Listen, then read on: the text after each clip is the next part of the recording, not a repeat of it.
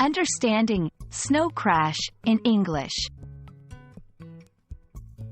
Hello, everyone. Welcome to our English learning channel, where we decode phrases, idioms, and expressions to help you become fluent in English. Today, we're going to explore the phrase, snow crash. This phrase has an intriguing meaning and an interesting origin. Stay with us to find out what snow crash means and how you can use it in your conversations. The term snow crash is not a common or traditional phrase in English.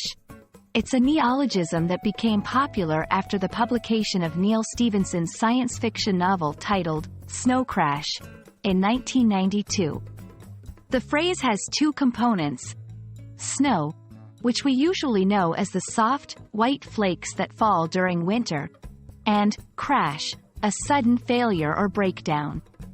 In the book, Snow Crash is a drug that affects the user's brain and also a computer virus that affects the virtual reality universe. So, we have two layers of meaning. One in the physical world and one in the digital world. This duality makes it a unique term that refers to a collapse or breakdown in both the human and computer systems.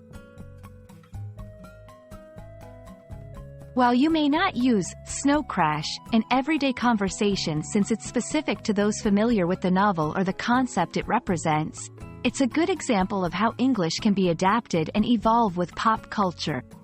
If you're talking to someone about computer viruses or a system failure, especially if it's as catastrophic as the one described in Stevenson's novel, you might say something has gone through a snow crash.